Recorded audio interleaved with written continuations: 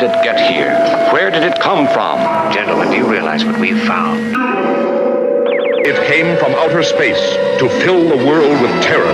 What earthly power can stop this terror? That's the signpost up ahead. Your next stop. The broadcasting from outer space.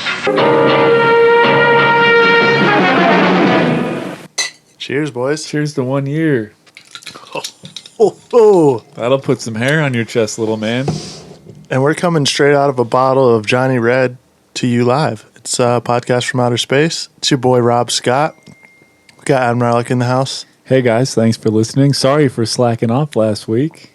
And as always, it's Ryan Scott. Howdy, howdy, howdy, y'all.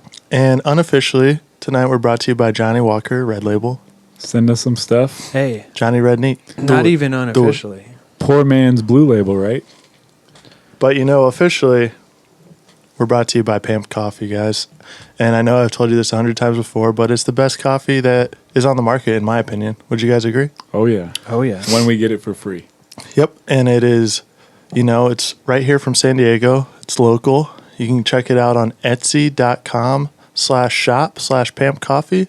And that is PAMP, motherfuckers. Check it out. Now, tonight, ladies and gentlemen, this is by far our most requested episode. And in this series, we are diving off the deep end into one of the most influential, would you say, most popular, most prominent shows to come out of the 1990s. Looking like this one is going to be a three-parter.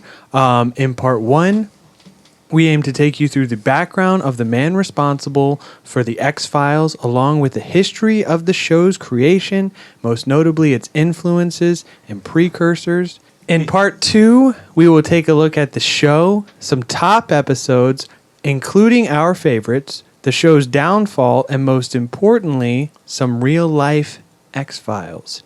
And in part three, we will get into both films, the revival, and everything else, probably even the porno.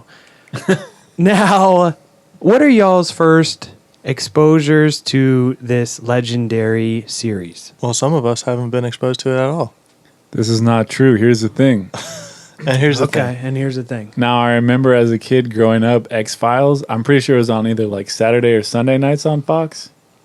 Right? Okay. Does that sound about right? Sounds about right. Now, we can verify that next week. I'm sorry I didn't do the research into that yet. Crack research. It's my fault. Anyway, No, was it on Fox? it was on Yes, Fox. it's on Fox. And like it either came on after America's Most Wanted, which is like the one show that scares me. Or Cops? Well, no, Cops I'm okay with. I've come to terms with it. Or it came on after The Simpsons on Sunday nights, and that was bedtime. So, as a kid. Wow. So what does that mean?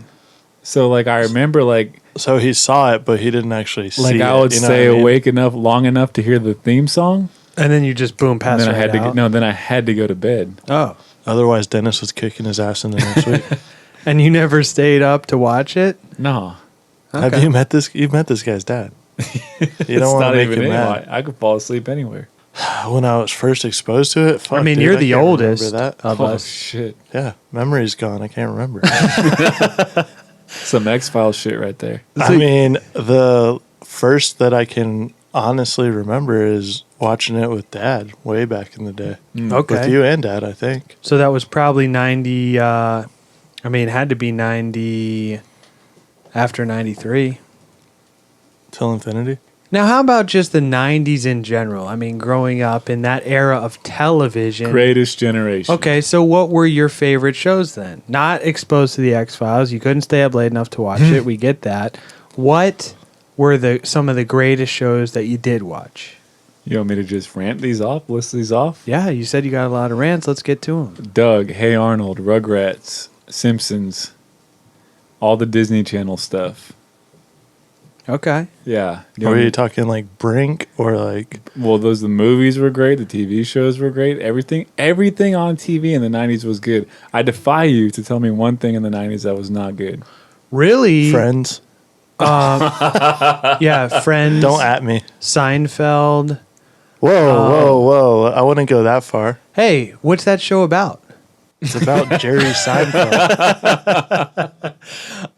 Maybe watch it sometime. Now- It's funny. Everything I did read said that it was literally Seinfeld and X-Files were like the two most popular shows to come out of the 90s. Boy Meets World, maybe you're familiar Or with that. most Boy Meets influential. World. Yes, thank you. You think that was more popular than Seinfeld or the X-Files? Should have To been. me? Yeah. To you. Okay.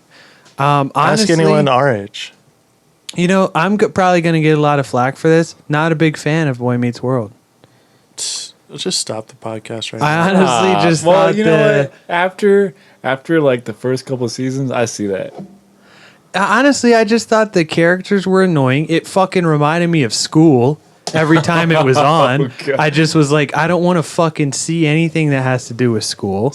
No, see, I think I model myself as like a combo between Mr. Feeney and Mr. Turner. Oh, But we're getting off track. we digress. okay.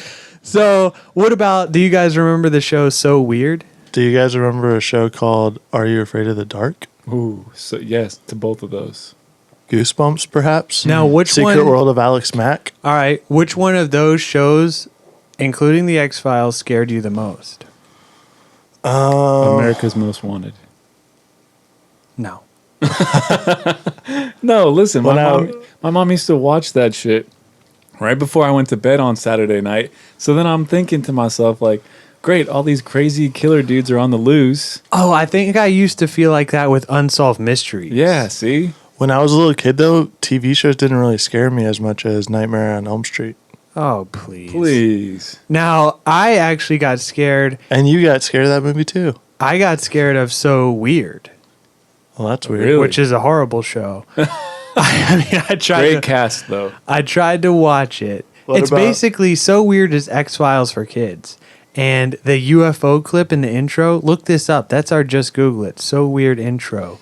That shit scared the fuck out of me for some reason. So did the intro of the X-Files when it shows the screaming face. You guys remember Ooh, that? yeah. Yep. Now That's that a good shit intro. actually did scare the fuck out of me.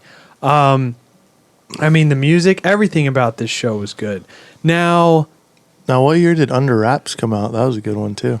Wasn't scary. all right, what I'm else just we got? still naming good 90s shows, but I think that was actually early 2000s. Okay, but I mean, I remember the first time, so Dad, our father, no secret, also apparently, Just cut that.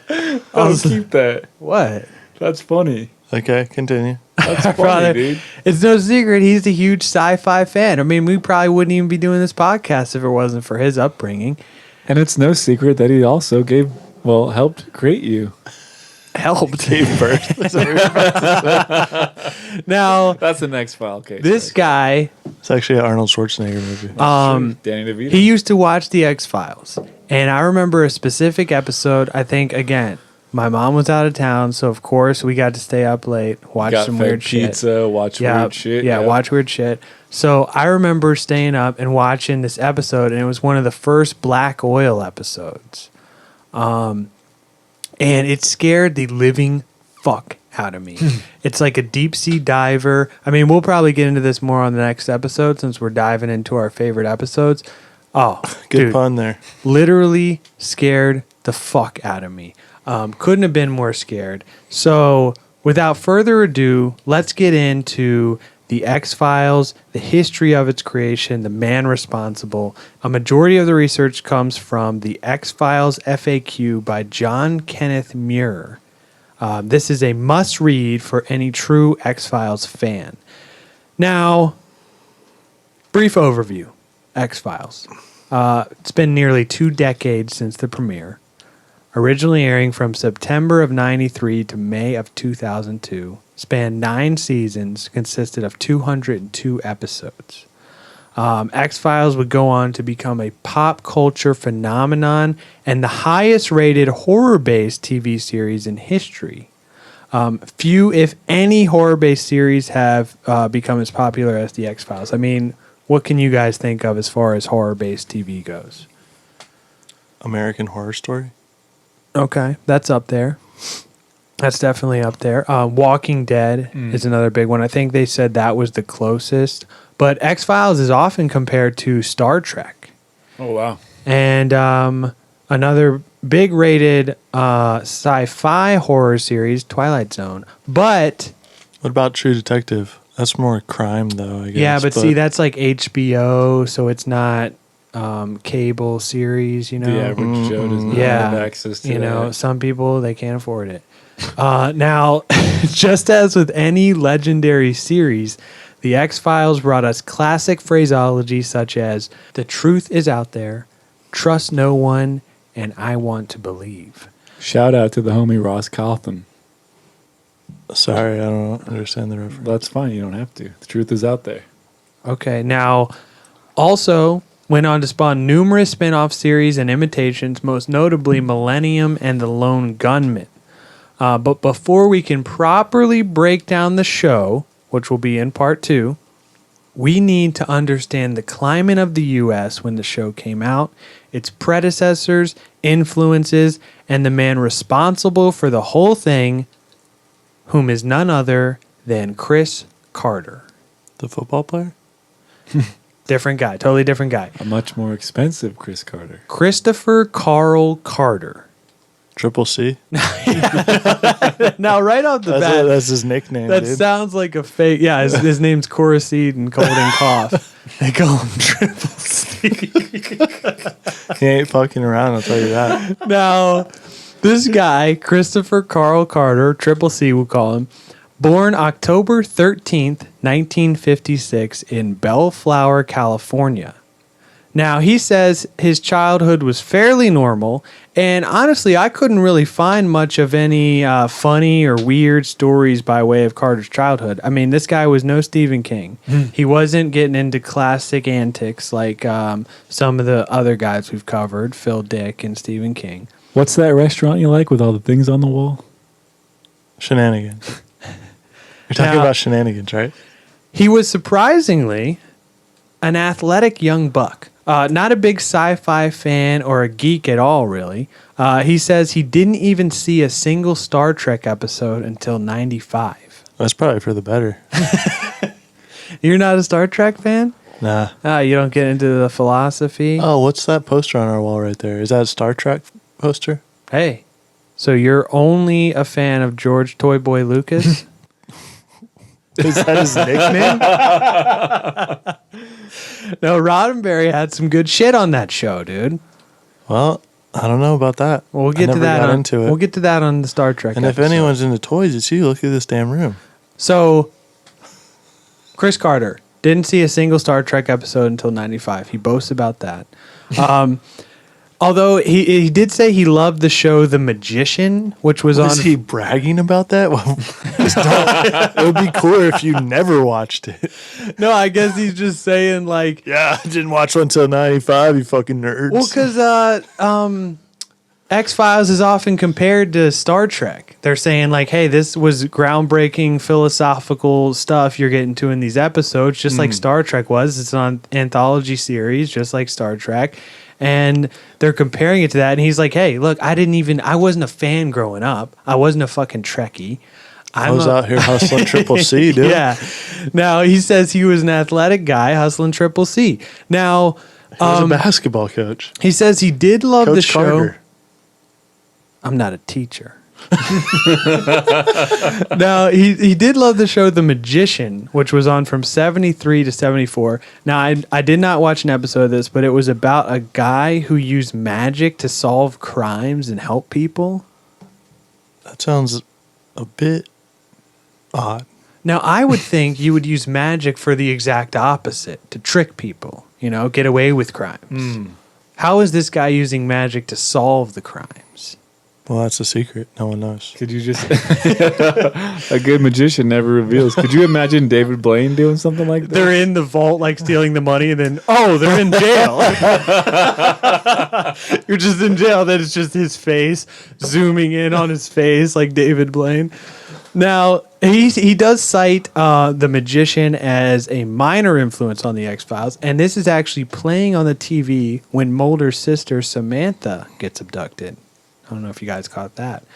No, I did not. And Carter says to this day, he has had no paranormal or strange or weird experiences himself. Like, how can you make a whole TV series about that if you've never? Well, I mean, that's the thing. That seems to be the case with a lot of these people. I mean, look at Stephen King, David Lynch. The list goes on. Stephen King's a pretty weird guy.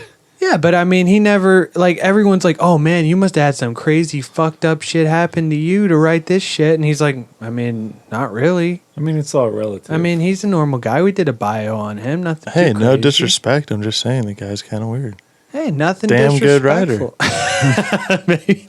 Well, yeah, that's what I'm saying. Like, most people think like, oh, these guys must have had some crazy shit happen to them, but usually they're just normal people, you know. Usually. So we got an athletic Mr. Carter, a big baseball guy. You know, this guy was playing Little League until he discovered his true passion at the age of 12, which was... Anyone? Golf.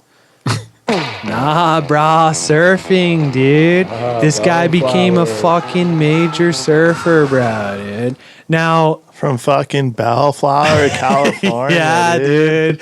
Just gotta chase my passion of surfing. It's a fucking lifestyle, dude. Getting totally pitted. Getting fucking barreled. Now, he does cite one event as having a huge impact on his life, his upbringing, his mindset, his psyche, if you will. And this is the Watergate scandal of 1972. Shout out to our last episode. Yep, we covered that in our anniversary episode. Convenient. Now, Scandal right here in our own studio. T-Bag wasn't on that one. Yep. He's doing some Nixon cover-up of his own. Now, He claims he didn't even know that we did it. so maybe if some of our listeners, that wasn't interesting them, how about our lawyer, Rob? Go ahead and sum up Watergate in 3 sentences for us. Please. History textbook right here. Yeah, a little run-through. From beginning to end. Yeah, just, you know, the Cliff Notes, if you will. Cliff notes. Okay. Tweet So this. there's 5 guys that get, arrested, detained, if you will, for breaking and entering into the DNC, which is the Democratic, where all their stuff's going down. All their info is they're going through file cabinets. They're going through whatever other kind of shit is in there. I don't know. I've never been in the place. Right. Okay. And they own up to it. And then, old Dick Nixon over here, he says, hey, look, I'm not a crook, okay? I am not a crook. I am not a crook. Okay. And a crook never calls himself a crook. Basically, he's saying, hey, I don't even know who these fucking guys are. I don't know why they're doing that, but I didn't have any part in it. Then come to find out, he's the one that's orchestrating the whole damn thing. Plus probably other shit that we never even found out about because the guy decided to resign shortly thereafter. As soon as they started investigating it, he wants to pull the old Donald Trump and start firing everyone left and right. So to spark note your spark notes. And I wish that I actually did some research on this because I'd like to know the number of people that Donald Trump has fired so far. Now, we got to sum this up, and we can't get on Trump. We did that last episode. Let me see if I got this. Nixon, a Republican, Yes, sir. sent his homies to break into the Democratic National Convention. Well, it wasn't really his homies. It was people that were part of his presidential cabinet. His homies. Yeah, we'll call them his homies. All right, broke into the Democratic National Convention. Is that what DNC stands for? God damn it. Sorry, I'm asking the important questions. It's basically the Democrats' headquarters. Committee. In Washington. Democratic National Committee. It was their headquarters. So he broke into the Democratic headquarters to look through some records. I'm just clarifying. I'm trying to understand. I Allegedly. didn't listen. Allegedly. Allegedly. That's This is what the happened. gist. This is proved. People called him Proven. out. Okay, so people called him out on it, and he had to. He tried to deny it. At first, yeah. Yes, and then he owned it. Then he was like, well, we're fucked. Well, no, he covered it over, up, boys. and then he resigned because he realized he would be impeached and likely removed from office. So this is like the Patriots spygating.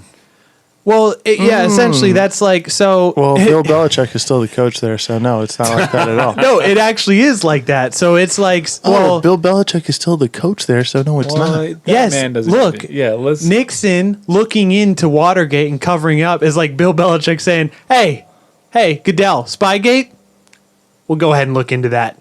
I'll go ahead and look into it. I'll get my best guys on it, and we'll get. Maybe you're familiar with Tom Brady. Yeah, he'll be looking into it. Hey, we'll get to the bottom. I'm gonna have Tom type. Look up at a his report phone. for Look at you. his phone. Now we're gonna get to the bottom of this thing, and then boom, it gets exposed. And then Tom's over there deflating footballs, Yeah. creating the next fucking scandal. And that's another thing that we actually didn't touch on last episode. For a whole breakdown on Watergate, check out our last episode. But we didn't really touch on that was such a influential event that became the fucking catalyst for every single sort of fuckery cheating thing. Watergate, Spygate, Deflategate, name a fucking another gate. I mean, what if that had what if it wasn't Tuck rule. That's not really a gate though. what if the hotel name, like, what could be a crazier name than Watergate to where every scandal became something like really weird? Like if that happened at a Holiday Inn Express, and then everything else became known as like the Holiday Inn Express scandal, Deflate Inn. Could someone like sponsor this? You know what I'm saying? Buy the PAMP scandal. We want to be the name that goes We don't with want to be scandal. scandals, dude. Well- Now, let's just, while we're on it, I mean, political That's good scandals. life advice, by the way. Don't ever be a scandal. Now, political scandals as a whole, I mean, they haven't gotten better. Look, we got Bill Clinton. We had What would fucking- you call that scandal though? What? Monica Lewinsky scandal? Yeah, the blowjob scandal. We've Just got, straight- you can't call it Blowjob that. gate? well, we got Bill Clinton, we got Iran Contra, and I mean, even look at today's climate, to go back to Trump. Leave Bill out of this. Government mistrust, the whole fucking nine. I mean, 9/11? do you think it's gotten any better? I think it stayed the same, dude. Politics is still the same. Yeah, I was actually talking to our dear father because he called me up, And it's no secret. and I was It's talking no to secret him that he's our dad. because he was alive in Watergate. It's no secret. He was about, I think, like 13, 14. I said, hey, was it worse back then, like than it is now? Like the times, the news, everything? And he said, you know, probably about the same, but just now you have so much media outlets and like everything is so visible with the internet and everything that it's just more widespread. You know, back then it was like, and again, like we talked about, like the news sites weren't as polarized. So you didn't have like the same shit being broadcasted over and over and then you change and it's a complete 180. It was more like the news back then was like C-SPAN, where they just showed the literal hearings, and that's where you got your news. That's it.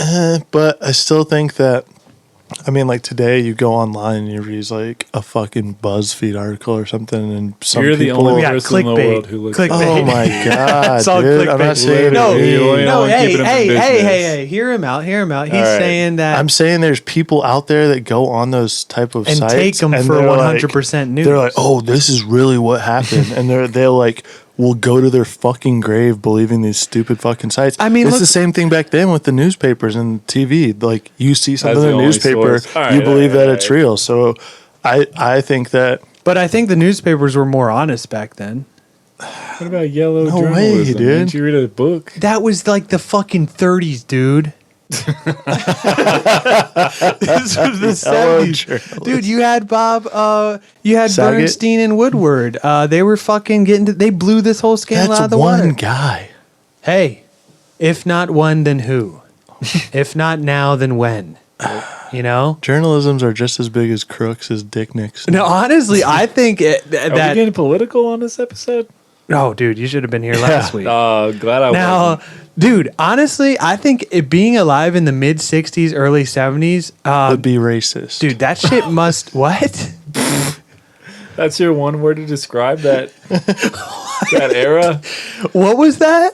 No, I'm not repeating it. Repeat that? So, to be alive in the mid 60s, early 70s must have been scary as fuck, dude. Yeah, I that's mean, what I'm saying. think about it. You had fucking people getting murked left and right. Like, if a leader spoke out against something, they just fucking rub them out. They still do that. They just. Who? Rubbing them out. Name me that's a one guy nightly that's. thing. Name me a big guy that's been assassinated besides A that. big guy. Y'all Yeah. don't rub one out nightly? Oh, okay. We're not come on. talking about that kind Okay, of rubbing out. murk him. They fucking murking him left and right. JFK speaks out, gets fucking murked. MLK murked. Yep. Bobby Kennedy murked. Murked. Malcolm X murked. Huey Lewis murked. Dude, I'm just saying.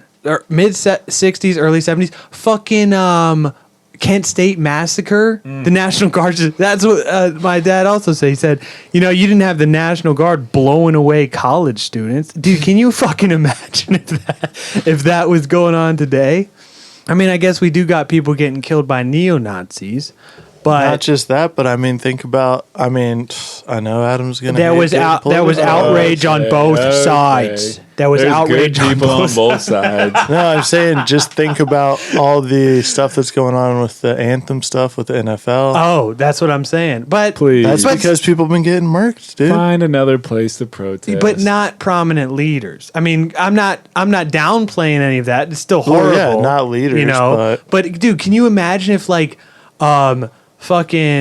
if like Hillary was running against Donald Trump and just got assassinated? Murder. Yeah, but at the same time, think about it, dude.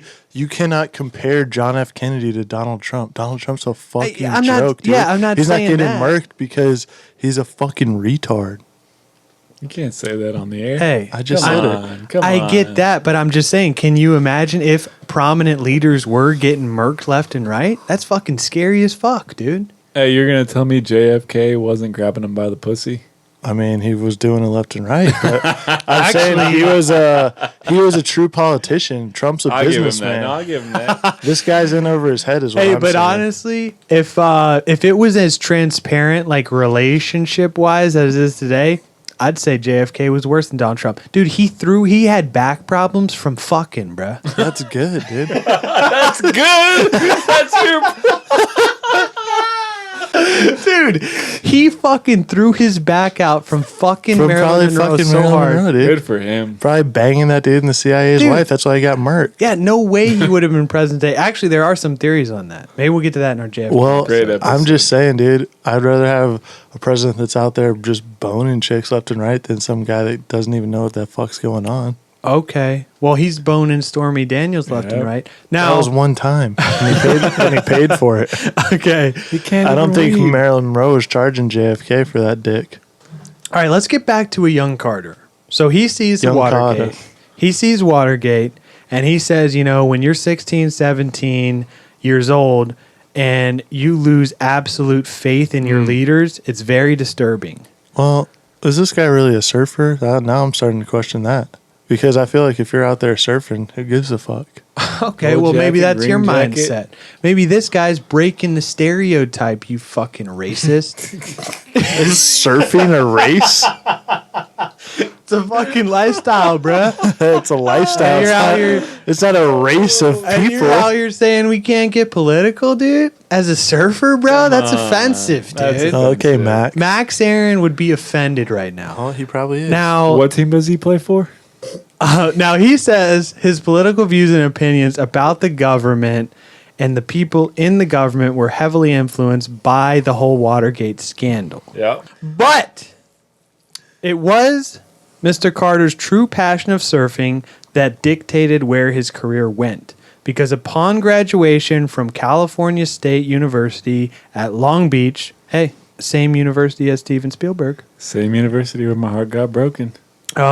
he graduated with a degree in journalism, and Carter would go on to work for none other than Surfer Magazine, bro. yeah. Right up there in San Clemente for 13 years, bro. And he became the editor by the age of 28. Now, after 13 years, Carter gave up the editor position at Surfer Magazine to pursue a career in TV.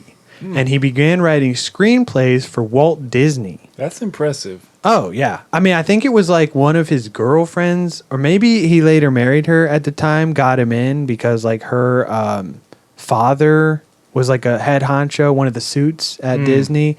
Now, on film, one film that Carter wrote was The Brat Patrol, which was a bunch of military kids on base who were like uncovered the theft of government equipment going on. They tried to stop it, but like nobody listened to them. And he went on to write several other screenplays for Disney and was well liked at the company because he was great at writing accurate, quote unquote, youth dialogue. Now, this is from The Brat Patrol, starring a young Sean Astin. Let's hear some of this youthful dialogue that he wrote. Leonard, when you bring heat on yourself, you bring heat on all of the Brat Patrol. We've been together for 2 years, and the place finally feels like home. Why blow it now? Take a fizzy, McGeorge. You know the rules. You make life what you can, and then you drift. It's good advice right there. Now, is that adequate, or do we want to play some more of that youth dialogue? That's adequate. Okay. So, he worked on numerous TV movies. That's a protein shake. Did he say take a fizzy? Yeah. Is that like a saying? I wouldn't know, dude. Take a fizzy, and the other kid sounds like he's from fucking Casino. You're bringing it down. Hey, we've been here for 2 fucking years already, eh? Hey, you're bringing heat on the whole fucking Brat Patrol over here. Hey, you know who you're talking to? Hey. Talking to the fucking Brat Patrol over here. You know, you're telling me to take a fucking fizzy. What the fuck does that even mean, huh? Hey, the only reason you have the Brat Patrol is because I made that possible. I was over here in San Clemente for 13 fucking years trying to make this thing happen. Now you're going to bring heat on us? So he worked on numerous TV shows, shows for Disney before pitching the X-Files in 1992. And apparently what I was reading, like he pitched it at first and they were like, no. Said, nah. We're not going to get this. So he actually reworked it and then pitched it again. He pitched it in the summer of 92. And he came up with the pilot script in December of that same year, and X-Files went into production by 93. And it is estimated that the budget for the pilot episode was upwards of $2 million. Young. Now, Carter himself wrote or co-wrote over 60 episodes. Among the most popular are The List, Postmodern Prometheus, and Triangle. All great episodes. Check them out in preparation for next week's episode if you haven't seen them already. Now, let's get into some influences. So like we said earlier, Carter himself has never had a paranormal or a strange experience himself. So you might... Never. So you might be asking, how did he come up with this stuff? You might. Who writes this stuff? Who is writing this stuff? Would you be asking, how did he come up with this stuff? I mean, I want to take a look at the man behind the mask, yes. Okay. Now let's backtrack a little bit and take a look at some of the influences and the precursors to this legendary series. Now, we already discussed the Watergate scandal as having a big impact on Carter's upbringing and his thoughts towards the government. Can I interject here? Yeah. I apologize. I mean, think about this. This would be like, and what event in our lives, 9/11, would you say, kind of impacting his life in that way? 100%. You know? 9/11. Crazy to think about, man. Yeah. So, obviously, Watergate, big impact, and it's no secret this all played a big role in the show. I mean, it became one of the catchphrases of the show. Trust no one. Trust no one. Not even the organization that you work for. As the FBI, Mulder's constantly questioning them.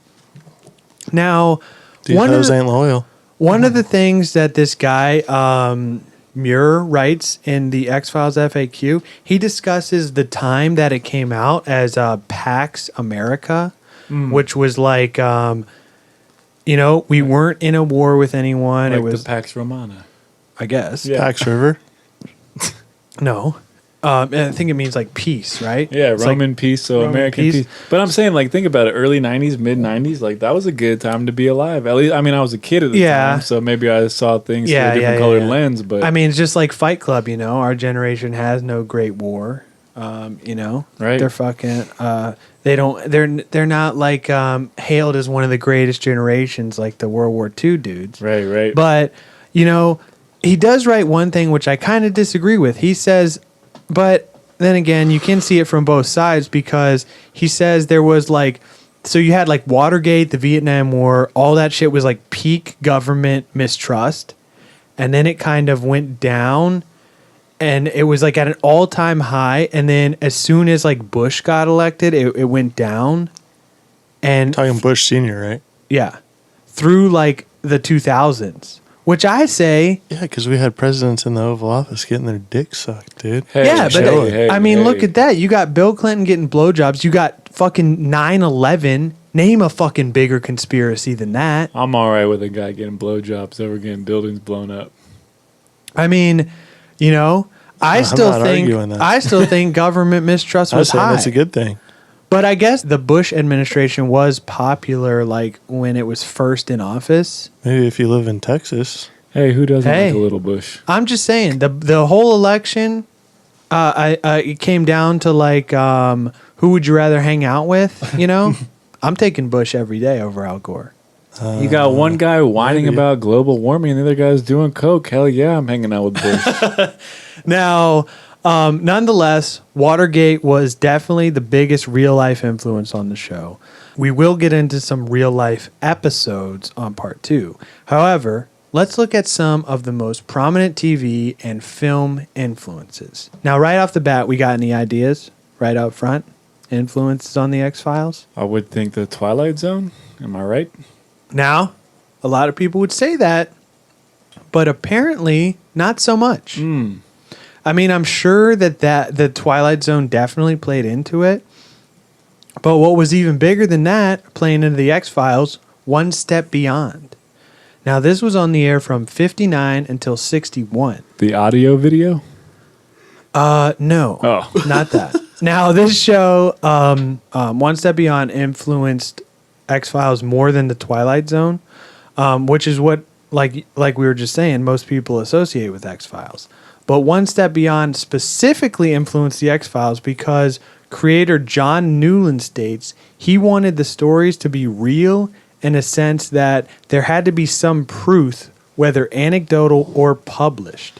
And in the narration of the show, they say, Explain it. We cannot. Disprove it. We cannot. We're simply inviting audiences to explore the unknown. So, One Step Beyond explored many concepts that the X-Files dove into, including astral projection, reincarnation, possession, apparitions, and even alien abductions. Astral projection, was that Insidious? Yep, Okay, that's exactly okay. Insidious. Now, speaking of aliens, The Invaders was another big influence. This was on air from 67 till 68, and this show was steeped in paranoia and aliens, being one of the first shows to present the idea that aliens are among us, hidden in human form, an idea that the X-Files would run with some 25 years later. Aliens are among us. Clearly, this guy was from California. Oh, dude, this guy was fucking... This guy's from fucking Bellflower, dude. Dude, he's fucking smoking a big fatty before he hops on that fucking cruiser every day and gets fucking barreled, bro. He's already in outer space, dude. Yeah, dude.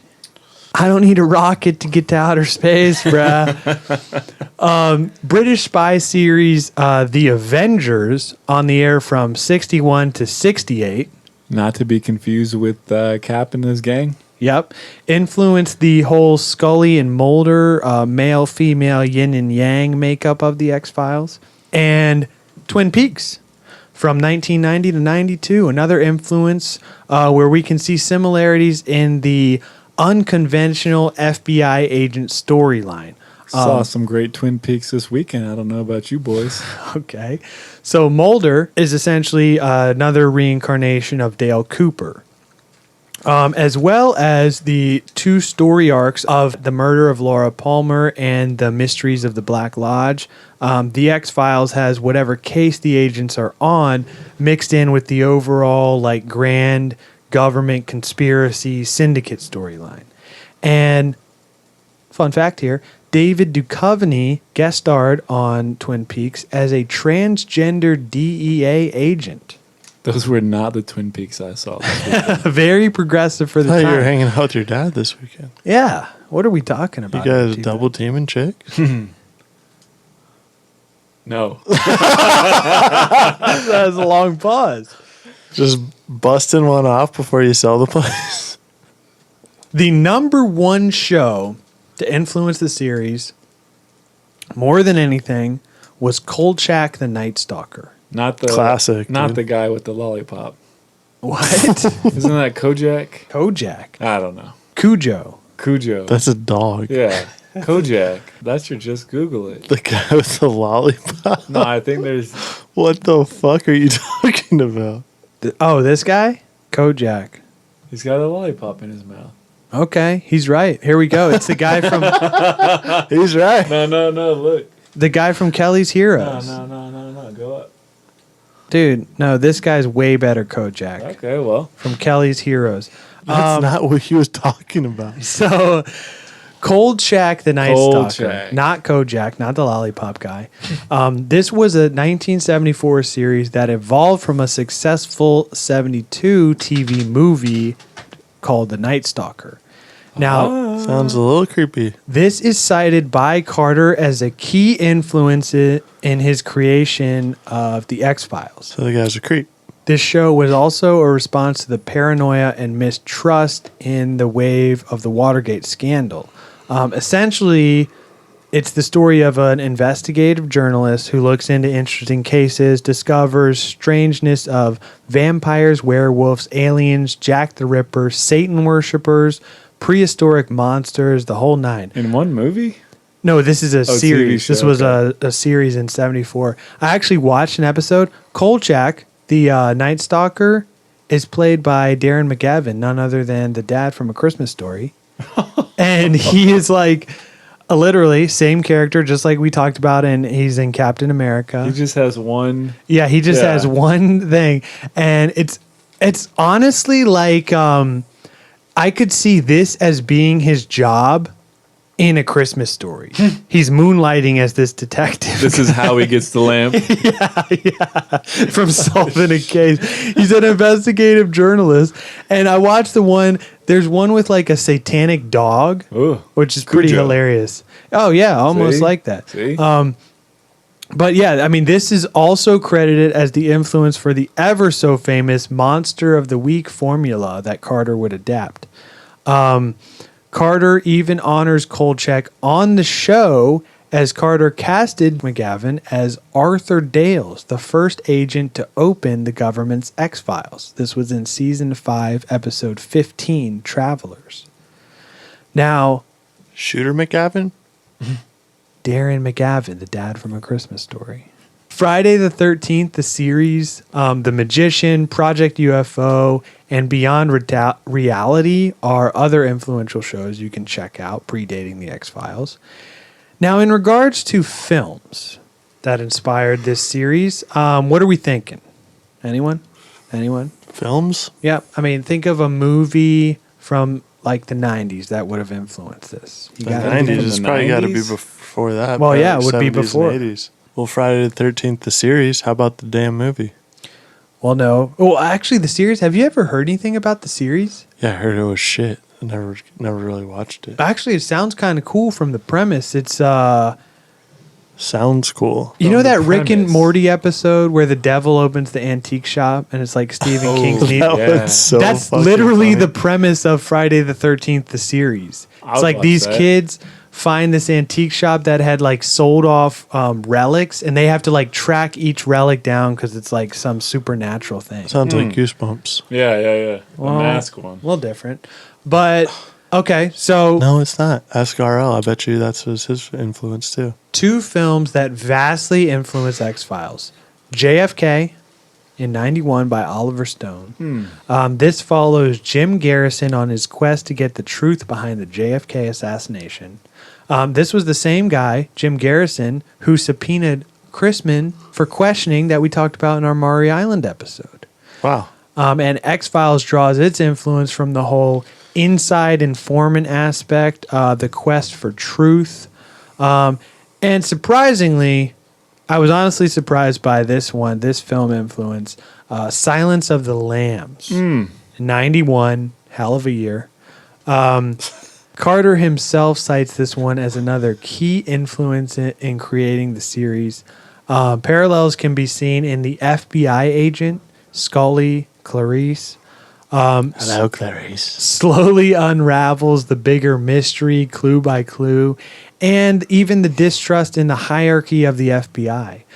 Using agents as pawns is another similarity. Now that you say that, I definitely see that. Yeah. I mean, I really didn't notice it right off the bat, but then as I was reading more about it, I was like, oh, that actually makes sense. No, there's something I remember being exposed to at a young age. Silence of the Lambs. Two hot redheads. Remember when Granddad made us watch that? Yeah, scarred me for the rest of my life. I was like 6 years old. This guy our grandpa just throws it on and he says, casually, "Oh, you guys want to check this out? Silence of the Lambs. Two That's hot redheads. Your granddad did you right." He said, "Silence of the Lambs. That's a bad one." So of course I start watching it. I'm fucking scarred by Buffalo Bob tucking his dick in his fucking legs. He's fucking laughing. My grandpa's laughing at that scene.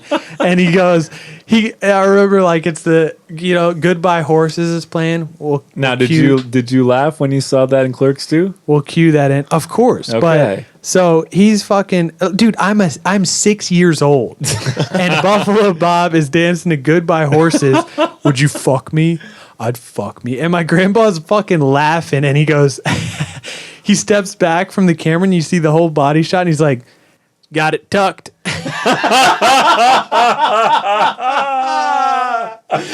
Oh man, I'd never been so scarred in my life. And when she's like screaming in the well, even when he beats her up to take her into his fucking well, I was fucking scarred by that. Oh yeah.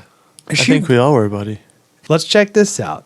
Obviously, we cannot solely credit Mr. Carter with the creation of this masterpiece, as there was a whole team of visionaries that worked together to make the show the hit that it was. Their influence on television and film reached pretty far from the humble beginnings on The X-Files. So first up, one of the other directors, we got this guy, David Nutter. Great name. This guy directed That guy Irresistible. Well, he did direct the episode Irresistible. Very Bet your ass he creepy, did. very fucking creepy. Amongst others, he would go on to direct the infamous Red Wedding episode of Game of Thrones. We familiar? Ooh, that's a great one. Now, that's great. Now, That's your commentary. This guy fucks. Oh, that's a great one. now, some notable writers. That's what I said. Okay, let's calm it down, guys. Let's bring it back down to one. That was funny. Notable writers. We got Howard Gordon. This guy contributed to 20 episodes in seasons 1 through 4, and most notably went on to join the writing staff of 24 and helped develop the hit series Homeland. Also related to a man named Flash. Oh, yeah. That's your probably commentary? his dad. Now, also this guy, Frank Spotnitz. Is that how you would say that? Sputnik. Frank Spotnitz. He wrote X-Files. He was a writer on X-Files from 94 to 2002, and he also co-wrote the 2008 film I Want to Believe. He would go on to co-produce and write the pilot for Man in the High Castle, adaptation of Dick's novels for all you dickheads out there. Or in this studio. Yep. Now, James Wong and Glenn Morgan, this duo was with the X-Files from the jump and is responsible for several episodes that are referred to as classics here in the industry. Squeeze, Ice, and Beyond the Sea, and even some of the more controversial episodes, including Home, The Field Where I Died, and Musings of a Cigarette Smoking Man. Ooh, that's a good one. Oh yeah, that's actually probably one of my favorite episodes.